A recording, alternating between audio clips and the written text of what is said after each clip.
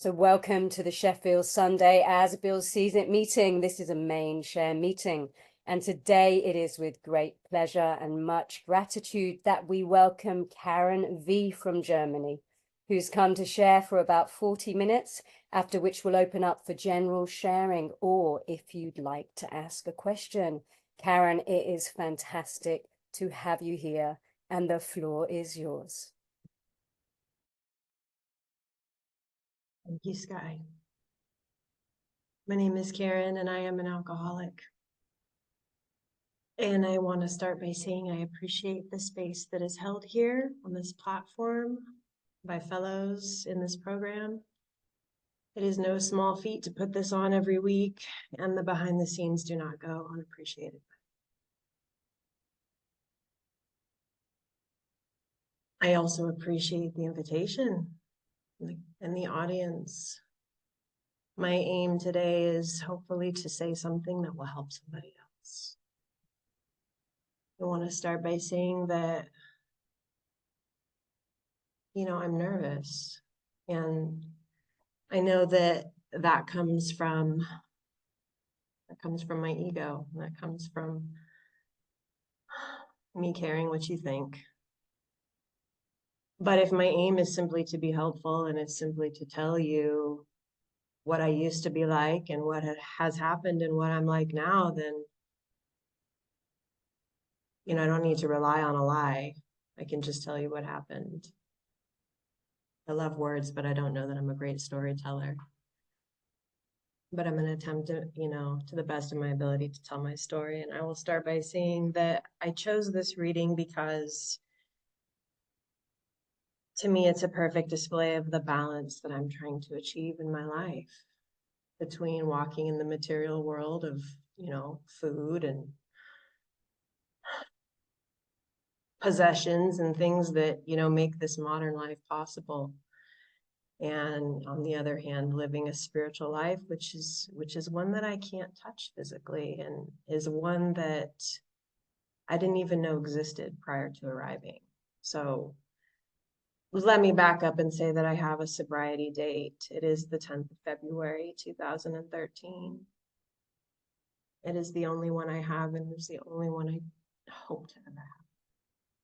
My story is such that I arrived in Alcoholics Anonymous so beaten down that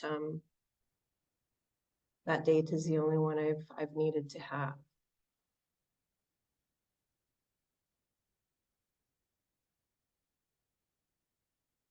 I chose the reading Atmosphere of Grace because I want to tell you a story of how I made the conscious decision to step away from the nourishment of God's love recently in my sobriety. And through that process, I didn't take a drink, but I certainly got spiritually sick. And I'm going to tell it just because it's part of my story, and perhaps as a cautionary tale to myself and to you that just because I don't drink doesn't mean that I'm not sick. And, I wish that I could sit here and tell you that I've, fully recovered from the spiritual desert I put myself through, but that would be a lie, but I am getting well. And I am feeling good today. And today is a wonderful day to be sober. And I hope that you can feel the same way about your day. So it may be confusing to hear that I live in Germany, but I have this perfect American accent. My journey through sobriety has handed me a life that I never could have imagined. I never could have imagined that I would have joined the American military and ended up living overseas in Germany and participating in my recovery in this strange platform. But here we are, and what a gift it is. Who could have known 80 years ago that this is what Alcoholics Anonymous would have morphed into? I grew up in Southern California. This blonde hair is real. I grew up thinking that everybody went to the beach on the weekends. I didn't realize there was people in the world that had never even seen the ocean. To say that I lived a blessed childhood would be an understatement. As the years went by and I tormented myself and poisoned myself with alcohol, I used to want to look for a reason why I drank. I just wanted proof. I wanted to know what is wrong with me. And I can't tell you, I don't have an answer for why I'm an alcoholic. And I don't need an answer today. I grew up in a loving home. There's nothing I can point to in my childhood or my past that would lead to the destructive drinking that turned out in my life. I grew up in a loving home, but they didn't say I love you. And I tell you that not to blame my childhood for what has occurred in my life, but it does inform the way that I operate today and the way that I communicate with people in the world. Luckily today, I have the perspective that I'm able to use everybody as an example. You're either an example of how I want to be or how I don't want to be. And this is the spiritual way of me living my life. Just because I'm different than you doesn't mean that I don't have to love you. Just because I'm different from you doesn't mean that I have to fear you. And these were not concepts that I grasped growing up. I don't want to spend too much time on how I drank or my life prior to drinking, because you all know what that feels like. You all know how to drink. You wouldn't be here. We didn't, or rather, we don't know how to drink. Maybe that's it. I tried for years to drink as a non-alcoholic and I was never successful. Took my first drink of liquor at around the age 14 and I proceeded to black out and fall asleep next to the toilet. And so that began my drinking career, and it never really got any better than that. I got my first driving under the influence before I was even of age to buy alcohol. And I had to sell my first car. And needless to say, the spiral continued downward, and at first it was a wide spiral. And it was easy for me to fall under the delusion that I was functioning. I could hold a job. They fired me for drinking. Let's find another job. I could drive a vehicle. I had a license. I had an apartment. I paid my rent. I was functioning in the world. But as the days and the months and the years went by, I would give away a small part of my soul every single time I drank. I only know this, and I'm only able to tell this perspective of my story on the other side. While this was happening to me, I didn't understand what was wrong. I didn't understand that I was drinking to overcome an obsession that was beyond my control. I know this. I didn't know that it wasn't normal to drink alcohol in the morning. There was this niggling sense when I would wake up in the morning with the shakes that, probably most normal people aren't craving a beer for breakfast. But as soon as that alcohol hit my mouth, it didn't really matter what was normal anymore, because I finally felt like I could operate in the world. Every single job I've ever held prior to sobriety, I lost as a direct or an indirect result of drinking. I drove in a blackout so many times. It is an absolute miracle that I am alive and that the people I drove past are alive. And if nothing else, if I continue to just drive as a sober member of Alcoholics Anonymous out in the world, I will attempt for a lifetime to repay that debt.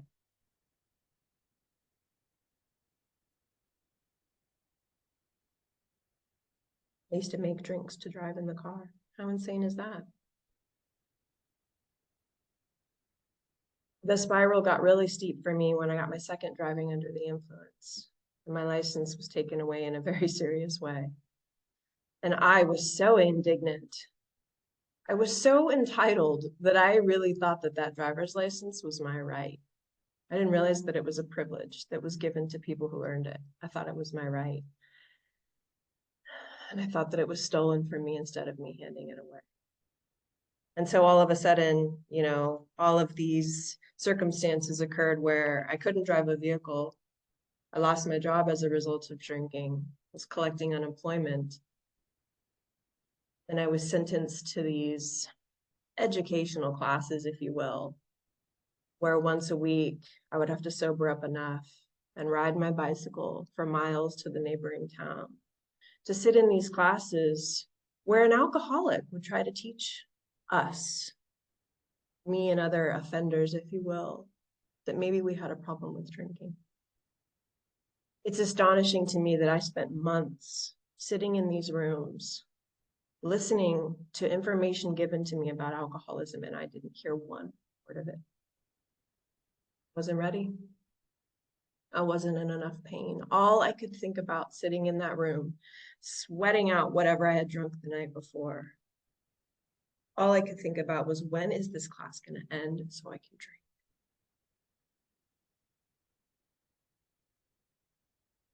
We hear what we hear when we need to hear it. No. My journey in recovery has absolutely been one of the educational variety. I don't know that I could handle the burning bush experience, so to speak.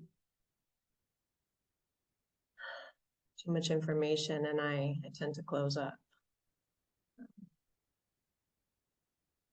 Anyhow, the spiral steepened because now I didn't have to go to work, and I was claiming enough money to pay for my habit, and life just, the circumstances were falling apart around me. I lowered my standards to live in the consequences of my drinking, and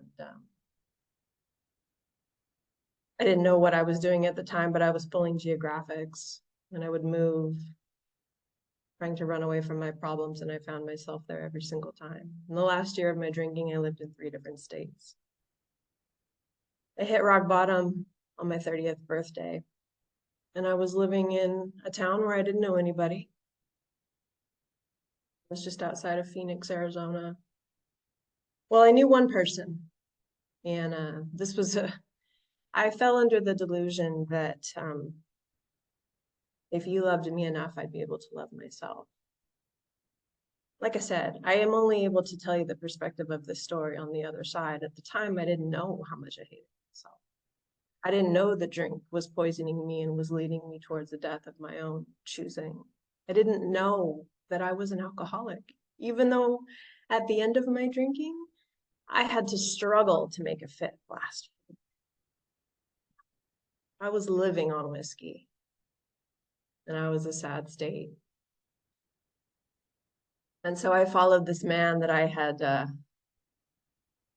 been stalking for years, if you will. We had a very tumultuous on and off relationship, and we were both sick. And he had agreed one more time, to let me come live with him. And he didn't know the state that I was in, and he didn't know how sick I was. And I arrived at his doorstep without the ability to be employed and without any money. And he quickly realized what a mistake he had made. And at the time, I thought it was the most heartbreaking thing that ever could have happened to me, because I really thought if he loved me enough, I could love myself. And he said to me, you can't stay here. You need help. You need to leave. And that was the turning point for me, because I knew that he meant it, and I found myself in a state where I couldn't work. I saw the number in my bank account, and I was terrified of what I would be willing to do to get a drink if I couldn't support it myself. And as you know, I was drinking quite a bit. And so I see God's hand in all of this at the very end of my drinking. And I try not to look for coincidences, because I don't really know that they exist. But if I choose to believe that God is everything or God is nothing, I can see God when I look back. I didn't know it at the time. I was just trying to survive. And I had just recently gotten my driver's license back. This privilege that I'd gone without for years was given back to me. And I knew that I needed to drive across a few state lines to get the help that I needed. I didn't know this at the time. I just knew that I couldn't stay in Phoenix, Arizona. I had no place to live and no way to work and no gainful employment. And so I was able to rent a vehicle. And even though all the stakes were on the line, and I just received this privilege back, my driver's license, I knew that if I got caught drinking again, they would probably take it for the rest of my life. Yet still, when I rented this vehicle, I couldn't make this drive without drinking. And the realization that I was drinking beyond my will, beyond my choice, was undeniable. And I called up my loving parents at 30 years of age. And I said to them, my alcoholism is a lot worse than I think both of us realize. Can I come home? And at the time I thought they needed to say yes. I know today that they said yes because they love me. And I remember so distinctly arriving in Southern Oregon, which is where I got sober, on a cold winter's night. It was dark and it was the evening time. And I remember pulling up to this house on the river that they lived in. And I could see the lights on from inside in this happy home. And this door opened and this beautiful black lab came running out to greet me. And I could smell the home cooked meal that was in there. And I was so empty inside. And I remember walking into the kitchen, and never mind the beautiful home cooked meal that was prepared. Not for me, just because that's what my family does every night. This is the kind of stock that I come from. All I could see was the bottle of wine that was in the kitchen. And I said, gosh, I want some of that. My mother looked at me like I was from another planet. She knew that I had arrived at her house to stop drinking. Why would she give me a glass of wine? And I nearly got into a physical altercation trying to get to this bottle of wine. But I knew I better behave on that first night. And we got through this dinner without too much incident. I waited for my sweet parents, to take their leave of their bedroom. And I found an unopened bottle and I drank the entire thing. And that was my last drink. And I remember walking out onto the porch. I remember this night like it was yesterday. And I hope that I always remember it because it was the last day of my old life. And I didn't say any kind of formal prayer, but I remember walking out onto that cold porch and looking up into the stars with the pine trees and the river and just saying, I can't do this anymore. And I passed out and I woke up, and it took a few days, but I literally looked up Alcoholics Anonymous in the phone book. Initially, I thought that I needed to pay somebody to fix me. I'm special, don't you know? I need some sort of for-profit help. And I ended up dialing some company, and I am so grateful to the person who answered the phone and asked me, have you tried Alcoholics Anonymous yet? And I said, no. He said, well, we suggest that you try that because that's where we're going to send you anyway after this is over. And I thought, so grateful I took that advice. So I convalesced somehow. I don't, those first days are pretty foggy for me, but I had a big book in my possession that was given to me in a detox I attempted to put myself through. And it's the big book that's sitting right in front of me now, and I've had it all the way through. And I remember sitting in my mother's bed like a little girl and reading her the book and saying, Mom, this is what's wrong. I'm an alcoholic. Probably terrified her half to death. So I looked up Alcoholics Anonymous in the phone book, and I found out where a local meeting was.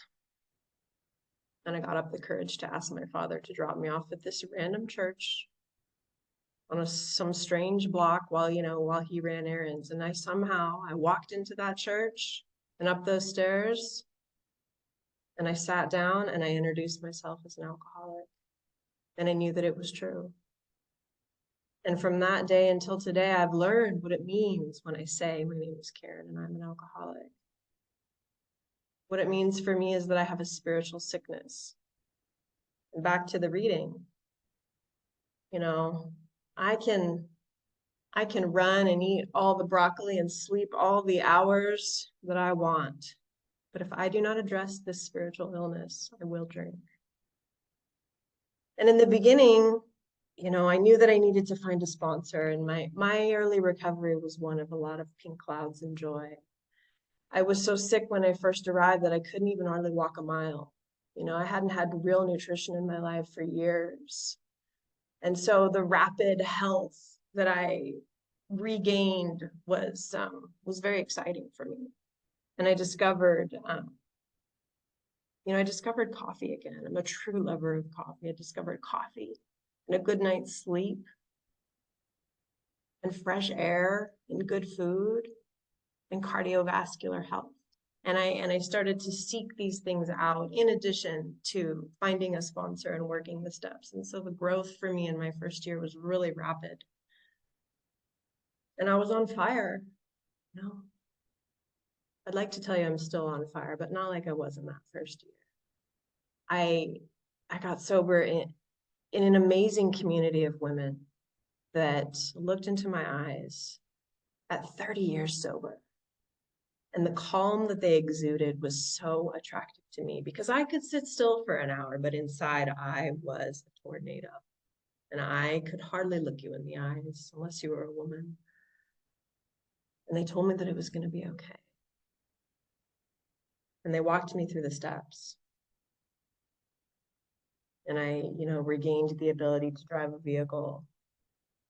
And I found a job that was willing, to have me around. And I say all of this to say that Alcoholics Anonymous changed my life rapidly. And I was just so excited to get through the day without a drink. And I give 0.1 credit to myself for this. This is the atmosphere of grace that our reading refers to. This is the awareness of a God in my life. Because when I look back, I can see that God has always been. But I know today that God is only concerned with those who want him.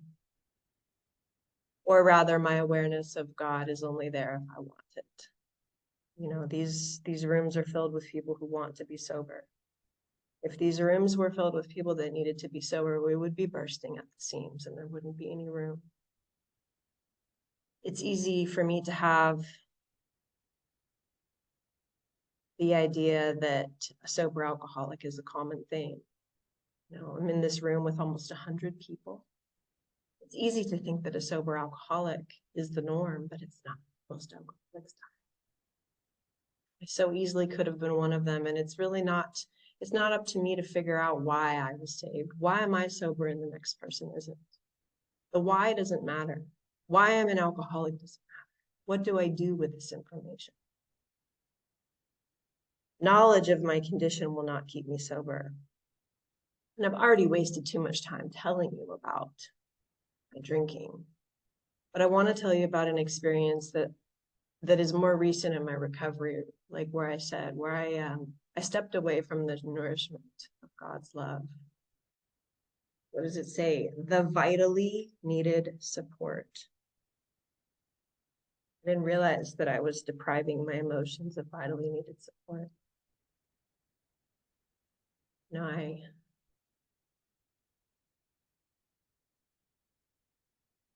What brought me to the end of my drinking was thinking that I needed a man's love to love myself.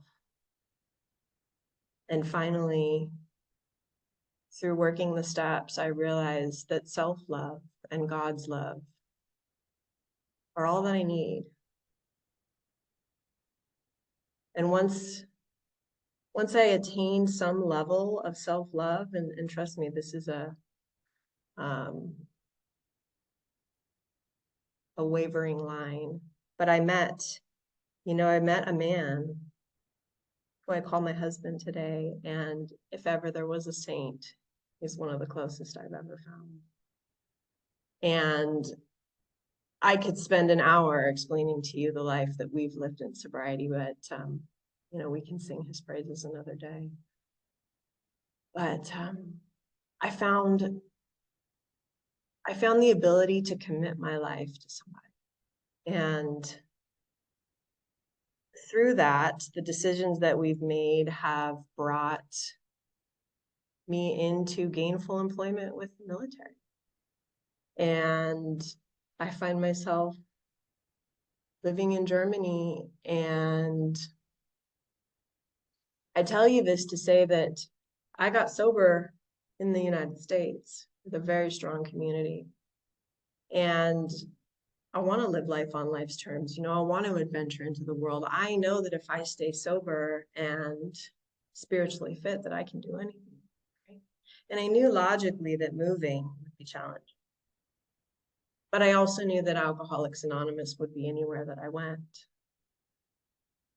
But I moved overseas, and the change was radical, to say the least. It was a little too much for me and my family, and I got too busy. You know, Alcoholics Anonymous is here. It's not the same as where I grew up, but that doesn't matter. It doesn't mean they're doing it wrong. If I don't make my sobriety a priority, the next thing you know, I start to get sick, and that's what happened to me.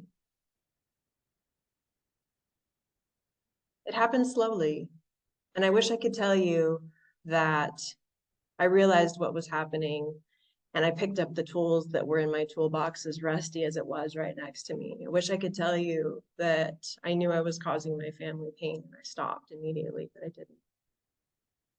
I got so wrapped up into selfishness and my own comforts that I nearly lost it all. And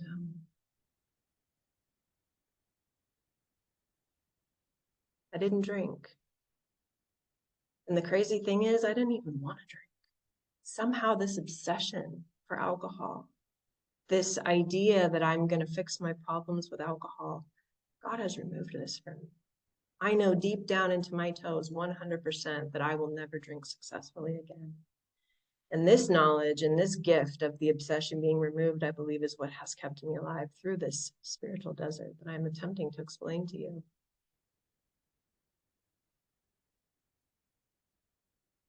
And it got to the point where I was trying to run away from my problems on a treadmill, and I was trying to sleep away my problems, and I was trying to eat away my problems, not realizing that the spiritual sickness is what I need to address, not realizing that I need the vitally needed support of God. I simply need to get on my knees and ask for help. I simply need to get out of my own head. But I was so far into it that I couldn't see the other side. And we made some painful decisions in my family that have resulted in a rather strange living situation, if you will, but it was a solution. I wish I could say that, I've cleaned up the messes that I've made, but I will spend a lifetime attempting to be a family member among my family and expressing tolerance and patience and love to the people that have shown nothing but that to me. But I got into enough pain and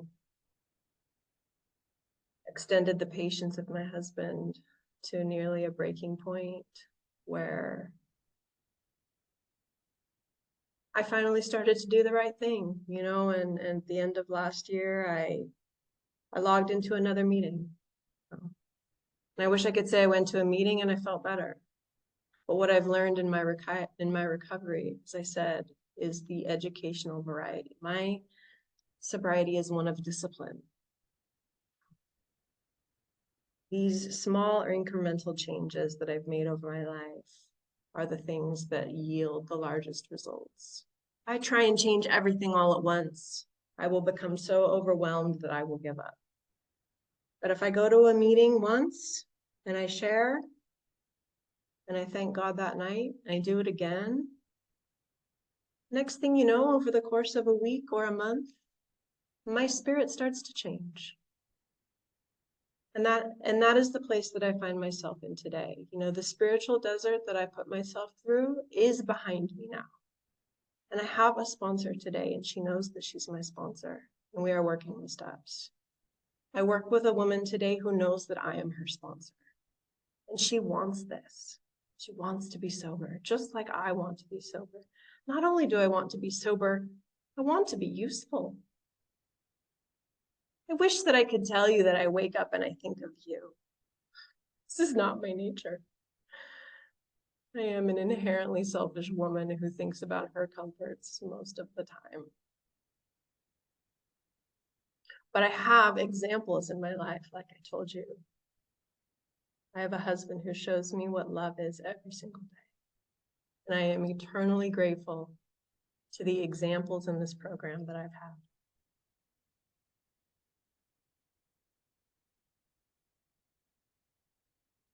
And so lo and behold, when I step back into the fold of Alcoholics Anonymous, I start to feel better. Lo and behold, Alcoholics Anonymous will operate just fine without me, but I will not operate fine without it. I find myself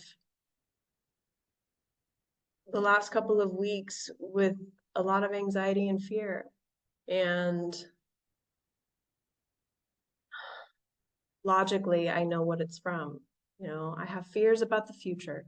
I have fears that things aren't going to go my way. And it's embarrassing to admit this to you. It's embarrassing for me to say, I'm afraid I'm not going to get what I want. And it's enough to bring me to tears. But somehow knowing where the root of these fears come from doesn't change them. This is where the action comes in. Just like knowing that I was as an alcoholic in that spiritual desert didn't make me feel better. It's the actions that come into place. I'm sure those of you who've been sitting in the rooms of Alcoholics Anonymous have heard that this is a program of action. But I'm a thinker. I like to think. I want to think my way into right action. I want to think my way out of every problem. I heard recently something that made me chuckle. Somebody said, figure it out is not an AA slogan. Just want to figure it out. Just want to know what's going to happen so that I can be prepared. But from my experience and from listening to those that have walked this path, either behind me or ahead of me, we live in the day. God is right here. To hear these women with 30 plus years of sobriety. Somebody would say, well, how did you do it? And they say, one day at a time. Don't you get tired of hearing that? But isn't it the truth? When I hear the message of stay right where your feet are, okay, everything's okay right here today, right now.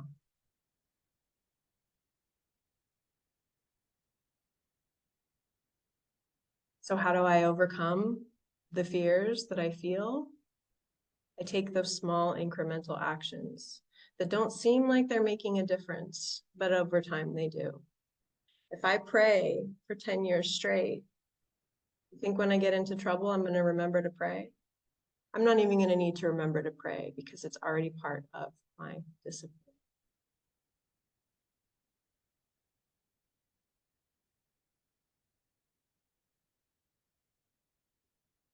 I didn't realize that I would be almost finished talking with time to spare, but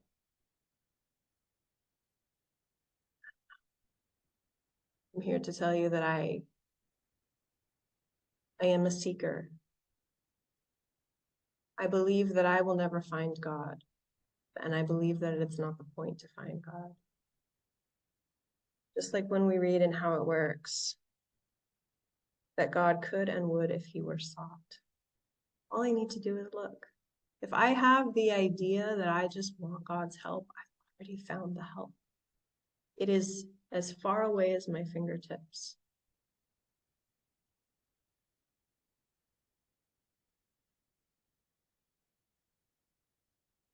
I wake up in the morning and I ask for help.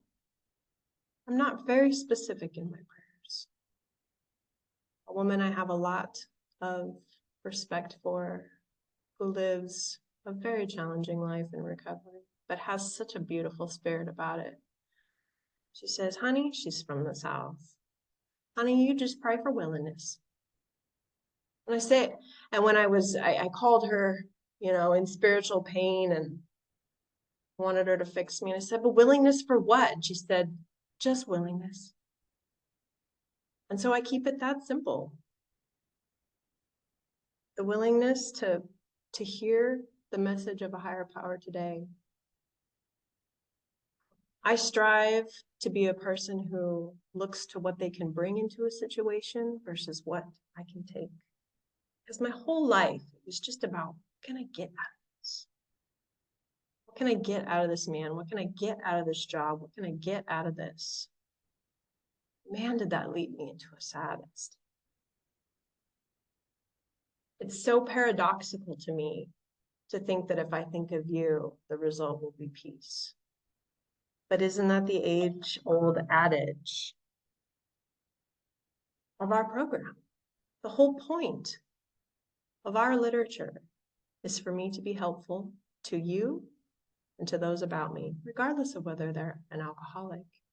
You know, I operate a lot of hours in my day around people who are not alcoholics. They need help. Sometimes being of help is simply saying nothing at all. It's simply showing up and being willing to listen to somebody who probably doesn't get listened to very often. Sometimes it's just not driving right behind somebody because I think I need to be somewhere before they do. It's operating in the world softly. It's the way that I want to be. I want to bring something to a situation to take from it. And if I can walk through my day with that sort of mindset, I can't fail. If I ask for help from God not to drink, I can die sober. You guys have shown me that this is possible. The things that alcoholics walk through in sobriety are astonishing and horrific and tragic and beautiful.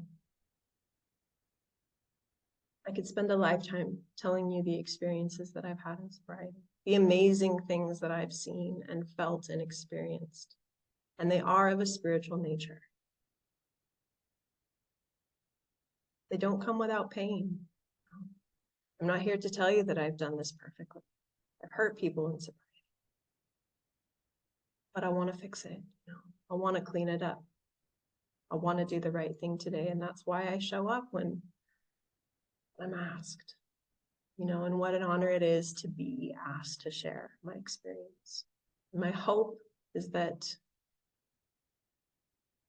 if I haven't entertained you, then at least I've helped you. One or both. That's really all that I have to say today. I hope that all of you can walk through your day with the atmosphere of grace, because it is a gift that we cannot touch or maybe see or smell, but that I feel in my heart. And I hope you can feel it in yours. So thank you for letting me share.